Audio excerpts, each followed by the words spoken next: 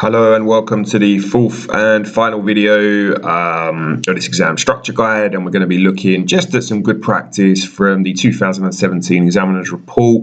This kind of sums up everything I've done from videos 1, 2 and 3.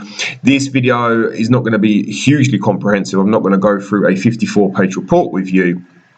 I'm just going to highlight some of the key things that I think are of particular use for this. So we're going to start off, we're going to take a look at how to present calculations. And if we take a look, question 1A, here we go. What have we got? You've got some index numbers there, and it says calculate the percentage change in the UK Consumer Price Index from 14 to 15. Show your workings, 2 marks. Well, there you go. The candidate achieves 2 out of 2 marks. They've correctly calculated an answer of minus 0.16. Don't worry about, the kind of inner workings of this.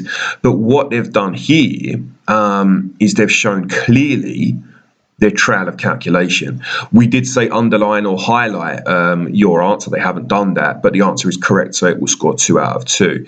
There is another example on this. Yeah, always show out your workings. Same question. This candidate also correctly calculates the right answer and as such achieves 4 marks. They've also done, they've done new minus old divided by old, so they've put in the formula to calculate percentage change. Absolutely fine.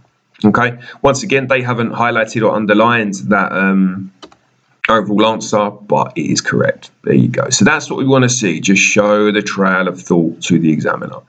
Right, I'm going to move on. We go through 3, sorry. There we go. All right, question 6A, we don't need. 6A, we don't need. 6B, 10 marker. Let's look at a good 10. Wow, this writing makes mine look good. Let's have a look. A 10 marker, with reference to the information provided and your own knowledge, assess the likely cause of the UK's trade deficit. Now, let's think about, you need to go back, take a look at video number 2. Think about how many paragraphs are going to be needed for the 10 marker. If you don't know, let's just very quickly show you. We advise for the 10 marker. Paragraph 1 define, 2 issues developed, 2 paragraphs of analysis, and then 1 big evaluative paragraph or 2 smaller evaluative paragraphs. All right, so that's where we should be looking for this 10 marker. Let's bring back up the paper and we shall see. We'll try and read this together.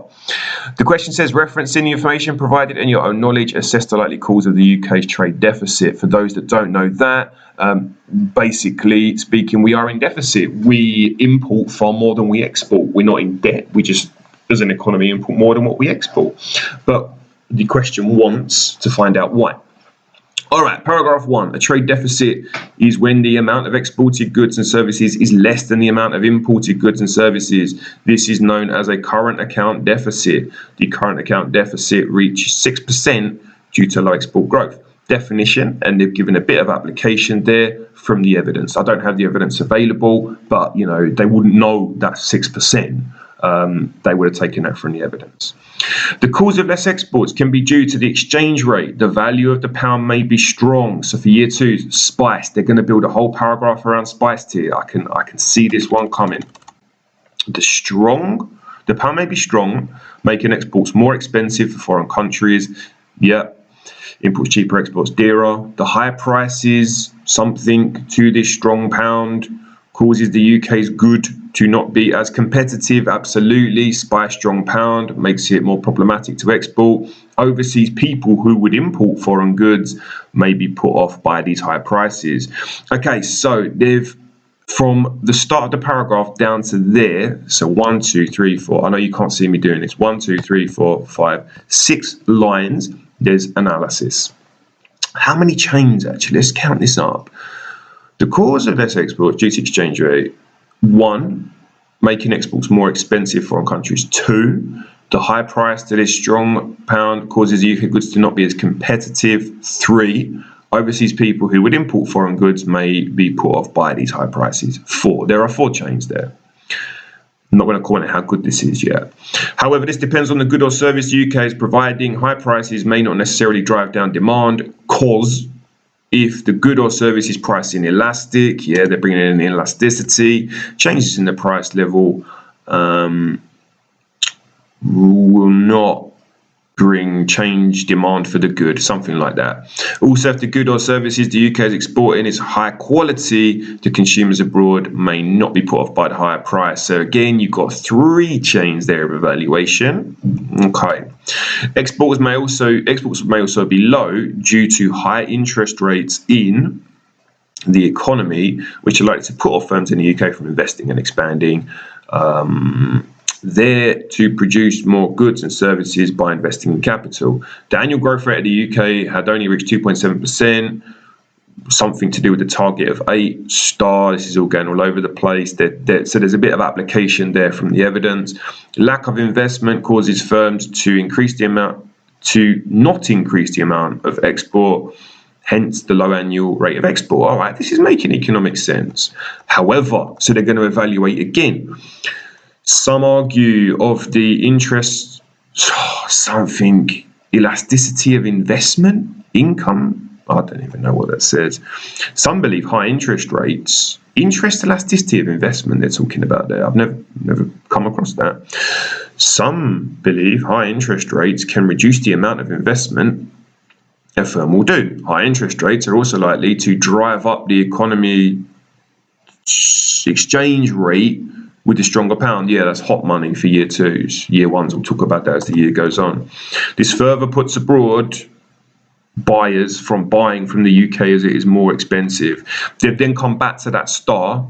So the star there, down there. Lack of investment causes firms to be less efficient as they don't invest in machinery. Low productivity can cause prices to rise, which may lessen their competitiveness in global markets.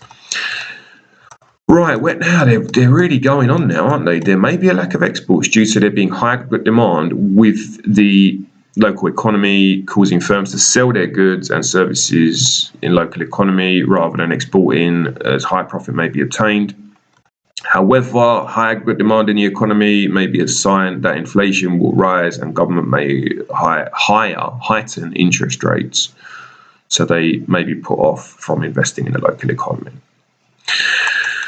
Okay, here is what the examiners say. This is a more able response, scoring the full 10 marks. It clearly and logically explains different reasons for why the UK has a current account deficit and also offers relevant evaluation of these points along the lines of elasticity, which, where relevant, is often a good topic to use for evaluation. Absolutely. Keep in mind, in this case, you are aiming for KA level 3 and evaluation level 2. You want that max 10 out of 10. It was a very good answer. You could see that. Have they done too much? I'm just going to go back for another count. Sorry, I'm kind of thinking out loud here if I was marking this. Paragraph 1, they've got paragraph 2 containing analysis and a however. So there's one para, there's two paras. What I'm wondering is whether that star is then this bit here, there may be, then links to that star. So maybe they're not. That isn't a third point. Yeah, actually, that does kind of add up. I mean, yeah, not a bad response at all. Not a bad response at all. Well, actually, it's a perfect response, isn't it? It's 10 out of 10. I'm not even going to go near this question. If it took me long enough to read the previous one, this writing is, oh, no, let's have a look through it. It's a 4 mark. Yeah, actually, let's try and put this one together. Assess the likely causes of the UK's trade deficit. A trade deficit is where the value of imports is greater than the value of exports. Okay. One reason the UK could have a trade deficit could be because of exchange rates. When the value of the pound is high, exports become more expensive. Strong pound import cheaper, exports dearer, and imports become cheaper. This means that imports will increase and exports will decrease, causing a trade deficit. All right, so they've stated a point. That's really it. Another main reason that the UK has a trade deficit is because the UK relies heavily on consumption, 66% of AD. Year ones will learn that in a couple of weeks' time. Year twos, you should know that. And is therefore focusing on consumer-driven growth instead of export-led growth. This also is helped by the UK's low productivity. This also isn't helped by the UK's low productivity, which means that it won't have much advantage when something other countries' investment also doesn't make up enough of aggregate demand, 14%, which again doesn't help productivity. Oh, I can see this is becoming a nightmare. Overall, the UK is too heavily dependent on consumption and doesn't focus enough on exporting goods. Such a simplistic answer. It's the likely cause of the trade deficit, not why do we not export. This answer scores 4 marks in total. There is absolutely no evaluation, and you can see that because there's been no use of the term however. The highest mark possible is 6 out of 10. In terms of the available 6, relevant points have been identified, but the explanation of them fits within the criteria for level 2. There's room for a clearer explanation of the points beyond stating them and offering very minimal reasoning. Okay? So you got one perfect answer, you've got one dodgy answer, and don't think the answer is going to be terrible just by the amount of content there. It's clearly being able to see from the word goal. There's no however, there's no evaluation, and that first paragraph is simply summing up what spiced means. It's got no real link to the question. All right, we'll finish things off by looking at, let's have a look. I don't really want to look at 5. That's totally irrelevant for us. Let's just take a look at a good 15 marker. There you go. Discuss policies the government could use to increase the UK's productivity. Now, before we look through this, let's see what the examiners have given it, and we'll see if it's worth reading. This is a high quality answer. Yeah, I think we're going to have a quick look through this, then I'll leave this video there. So again, for the 15 marker, this is a mini 25 mark response. Okay, so if we go back to the essay structures, what do we want for a 15 marker? Paragraph 1, couple of marks for a diagram or issues. 2 analysis points, so 2 paragraphs of analysis, 2 paragraphs of evaluation, with 3 marks available for application. This is a high quality answer. Let's see how they get on. What they're also saying, if we have a look at this, level 15, top end level 3, this answer is going to get, so it's going to get somewhere between 7 and 9 for knowledge application analysis, and it's going to get somewhere between 5 and 6 for evaluation. So we're really looking at a model answer here. Let's get to it. All right, and in all my videos I've been speaking about productivity. Productivity is increasing how well firms work, how much output they can pump out based on use of labour and use of machines. Notice what they've done here. The question says evaluate. They've crossed out the term evaluate. They've put in the term discuss. That's a bold move from the word go, but it's just helping their thought process. Productivity is a measure of output per unit of input. Productivity can be improved by supply side policies. Year 2 will know what this means. Year 1, just think about the content. Just think about the structures. Don't worry about the kind of what this stuff means yet. We'll do it. Supply side policies are policies with the aim to make the productive potential of the UK economy by increasing or improving the quality or quantity of the factors of production, the land, labour, capital and enterprise. One example of supply side policies via education in the manufacturing sector to improve the skill of labour. And this would have been coming from the evidence. Reforms of apprenticeships, changing the apprenticeship system, will train workers in the skills that firms need, i.e. construction and manufacturing. Labour therefore becomes more specialised. Think back to theme 1. The productivity in the workforce increases due to a high skilled labour force. However, they're going into the evaluation. The manufacturing the manufacturing sector only consists of 14% of the UK GDP. Thus, the apprenticeships will not have a significant impact on the whole productivity of the labour market because 86% of the UK isn't about manufacturing. That's a really nice interrogation of data and questioning the validity of their analysis. There are also problems in the long term. Over-specialisation in the sector will lead to occupational immobility. Wow. Okay, so for year 2's occupational immobility, you get so good at being a constructor, working in construction, that you can't do anything else. Okay, this will be an issue in the future. Deregulation is another supply side policy. A policy is relaxing the planning system in order to build more houses. That would have obviously come from the evidence as well. You can tell that. This will reduce the cost of production for firms and will offer a profit incentive. Due to a profit incentive, they're encouraged to produce more at a lower cost per unit. This will increase productivity within firms. This also leads to firms benefiting from economies of scale, theme 3, which in the long run is a fall of the cost per unit. I mean, that's 4 chains of analysis. That is beautiful. And look, straight away, however, this may cause a fall in the quality of the housing market.